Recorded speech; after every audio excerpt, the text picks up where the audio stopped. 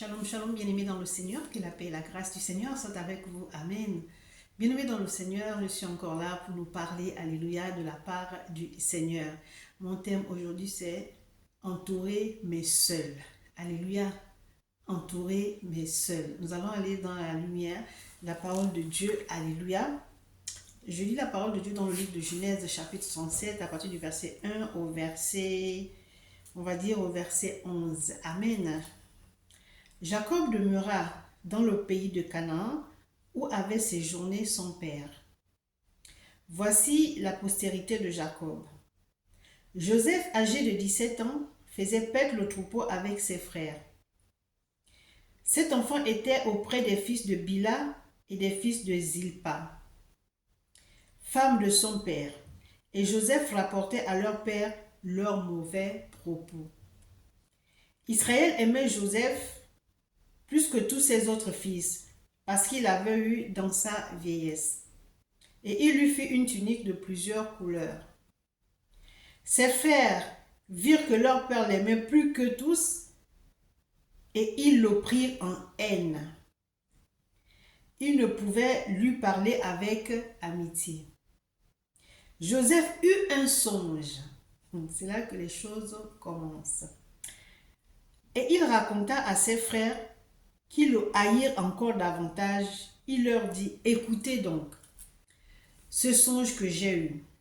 Nous étions à lier des gerbes au milieu des champs, et voici, ma gerbe se leva et se tint debout, et vos gerbes l'entourèrent et se prosternèrent devant elle.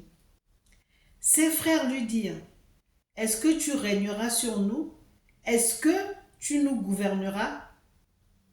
Et ils le haïrent encore davantage à cause de ses songes et à cause de ses paroles. Il eut encore un autre songe et il le raconta à ses frères. Il dit, j'ai eu encore un songe et voici, le soleil, la lune et 11 étoiles se prosternaient devant moi. Il le raconta à son père et à ses frères. Son père le réprimanda et lui dit, que signifie ce songe que tu as eu? Faut-il que nous venions, moi, ta mère et tes frères, nous prosterner à terre devant toi? Ses frères eurent de l'envie contre lui, mais son père garda le souvenir de ces choses. Alléluia. Bien-aimés dans le Seigneur, vous savez, vous pouvez être entouré des gens, mais vous vous sentez seul à cause de ce que vous dites, à cause de ce que vous partagez.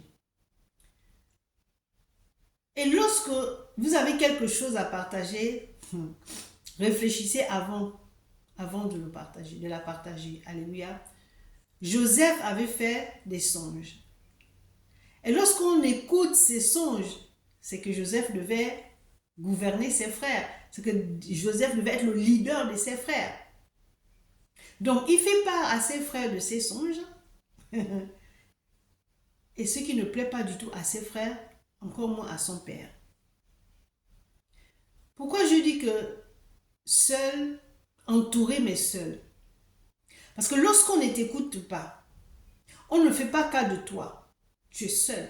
Et pourtant tu es entouré, mais tu es seul. Parce que personne n'adhère à ce que tu fais, personne ne t'écoute, personne ne veut t'écouter.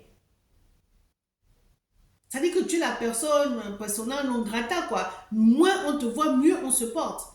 Parce que tu apportes toujours quelque chose, parce que tu as toujours quelque chose à dire.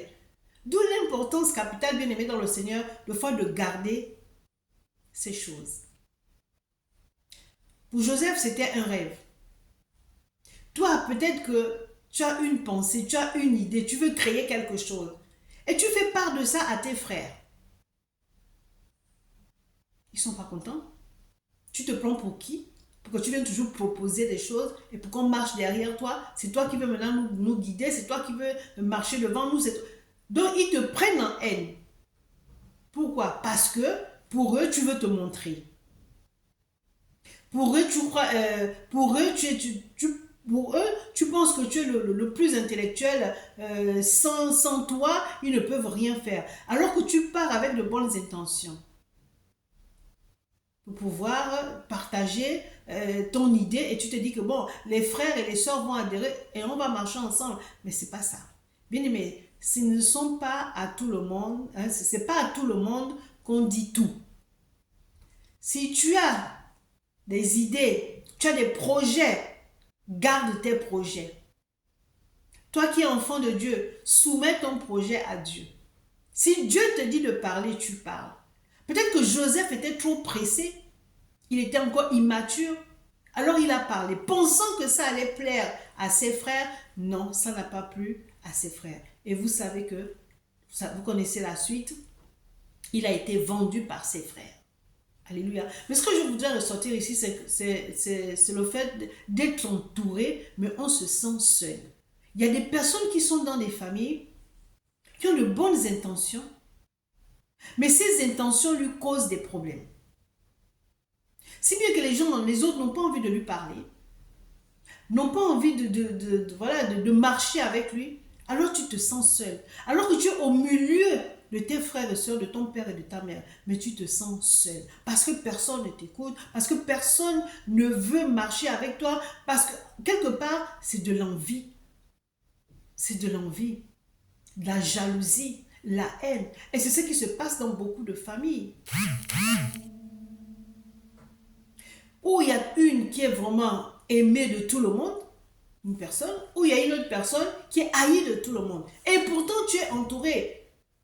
Mais tu te sens seul parce que tu es incompris ou incomprise. Pourquoi? Parce que tu fais part de tes projets aux autres et ça ne leur plaît pas. Donc, si tu as des projets, mon frère, ma soeur, garde ton projet pour toi.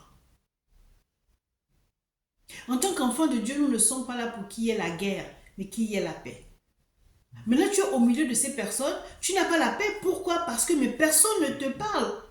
Si tu te dis, mais comment gagner le cœur de ces personnes? Je n'ai rien fait de mal, j'ai juste proposé, j'ai juste soumis mon projet et les choses ont changé depuis ce jour. Donc, depuis ce jour, tu te sens seul.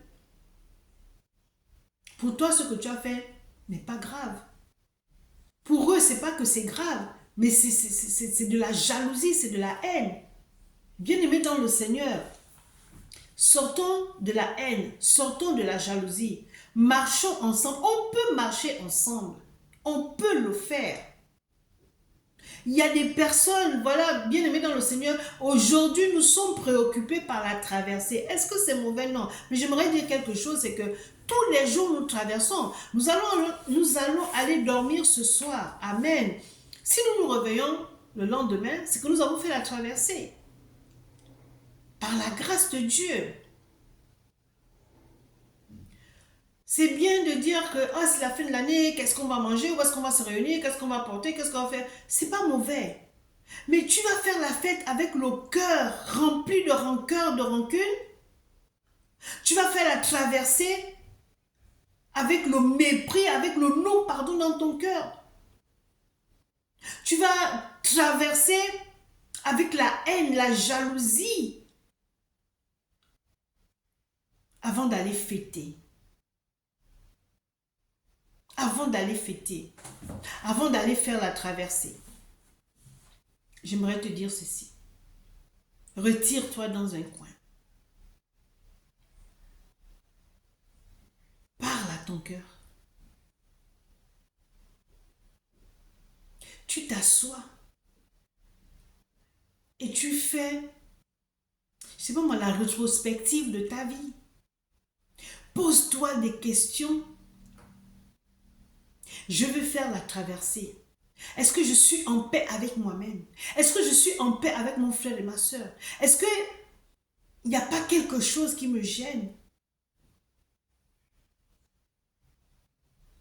Est-ce que je suis prête à faire la fête avec mes frères et sœurs dans la paix, dans l'amour, dans l'unité? Si ces trois choses ne sont pas réunies, ne te presse pas. Change ton cœur. Enlève dans ton cœur toutes ces rapines. Alléluia. Toi qui en veux à ton frère parce qu'il il t'a soumis son projet, Tu ne lui parles plus, il se sent seul. Fais la paix avec ton frère ou ta soeur. Il n'a fait que soumettre son projet. Et toi, tu ne lui parles plus. Vous habitez la même maison. Il se sent seul parce que son frère, sa soeur, son père, sa mère ne lui parlent plus. Vous qui agissez comme ça, vous êtes dans cette situation. Faites la paix avec votre frère, votre soeur qui vous a soumis son projet. Comment dans une famille, nous pouvons toujours vivre dans la guerre, vivre dans la division. Des enfants, même père, même mère. C'est vrai que nous n'avons pas le même caractère, c'est clair. Mais cela n'empêche pas l'entente. Cela n'empêche pas l'amour. Alléluia. Trop de familles sont divisées à cause d'un malentendu, à cause d'une envie, à cause de la jalousie, à cause de, je sais pas moi, ça c'est de la sorcellerie consciente. Et vous les parents aussi, vous ne faites rien. Vous êtes censés unir vos enfants. Vous êtes censés prôner la paix dans la maison, que vos enfants s'entendent. Il n'est pas question que les frères et sœurs de même père, même mère ne se disent même pas bonjour. My God, il y a beaucoup de familles qui sont dans cette situation. Jusqu'à quand? Ça nous apporte quoi? Ça fait mal. On se bloque. On est bloqué dans beaucoup de domaines à cause de ça. Tu n'as pas la paix. Tu habites dans la même maison que ton frère et ta soeur. Vous ne vous parlez pas. Quelle paix tu as là? Tu dors bien? Si tu dors bien, c'est que tu es sorcier ou tu es sorcière. Une maison où il n'y a pas d'entente, il ne peut pas y avoir la paix. Ce n'est pas possible. Une maison où il n'y a pas d'entente, elle ne peut pas être, cette famille ne peut pas être prospère. De plus petit, on a grandi. La maternelle, le primaire, le collège, le lycée, l'université. On travaille, marié des enfants, on ne se parle pas. On a quitté le cocon familial, on ne se parle pas. Toi qui es enfant de Dieu, tu trouves que c'est normal? Et puis tu es prêt là, pour aller faire la traversée. Tu as déjà préparé ta tenue. Tu as déjà mis ton argent de côté parce que tu vas dans un restaurant ou bien dans une soirée payante et tout.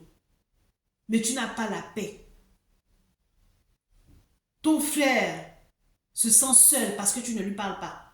Ta soeur se sent seule parce que tu ne lui parles pas. Jusqu'à quand? Vous pensez que Joseph était heureux? Lui venait me dire ses songes. Il pensait que pour lui, c'était pas grave, c'est normal. Mais la réaction de ses frères, jusqu'à aller vendre leurs frères, à cause de quoi? De l'envie, de la jalousie, de la haine. Et beaucoup de familles sont dans cette situation. Peut-être que vous n'avez pas vendu votre frère ou votre soeur, mais c'est-à-dire que vous cogitez le mal pour cette personne. Qu'il lui arrive quelque chose, que cette personne meure. Est-ce que vous trouvez que c'est normal? Je voulais juste m'arrêter, pas continuer comment Joseph était. Non, juste pour dire qu'il y a beaucoup de personnes dans les maisons qui sont entourées, mais qui sont seules. Qui sont seules. Qui sont seules. Bien-aimés dans le Seigneur, je ne sais pas, peut-être que tu n'as pas la force de parler à ton frère ou à ta soeur. Demande à Dieu de te donner cette force. Celui qui se sent seul veut venir vers toi, dis à Dieu que si mon frère ou ma soeur vient vers moi, que je lui ouvre mon cœur. Que je lui ouvre mon cœur. Mais tu ne peux pas continuer comme ça, mon frère, ma soeur. Tu te fais du mal toi-même. Tu es malheureux et tu rends la personne malheureuse. Entouré, mais seul, ça fait mal. Puis, mais il n'y a pas plus mauvais que l'indifférence. Il n'y a pas quelque chose qui fait aussi mal que l'indifférence. Vous mangez sur la même table, mais vous ne vous parlez pas.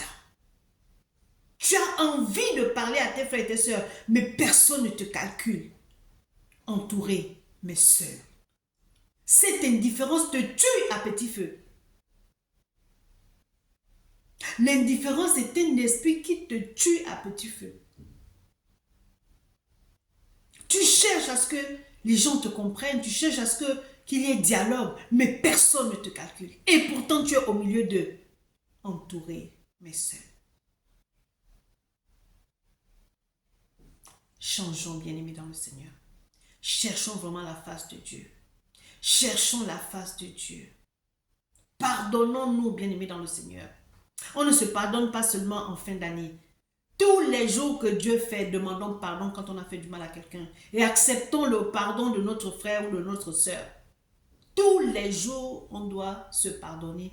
On doit accorder le pardon. On doit accepter le pardon. Tous les jours, on doit se repentir. Tous les jours, on doit s'aimer. Ce n'est pas en décembre qu'il faut dire, pour tous ceux à qui j'ai fait du mal, je vous demande pardon. Toi avec qui j'étais fâché, je ne suis plus fâché avec toi. Mon frère, ma soeur, je t'aime. Non, non. C'est toute l'année. L'amour ne vient pas seulement en décembre. De janvier jusqu'en décembre, il y a des gens qui meurent. Est-ce que c'est seulement en décembre?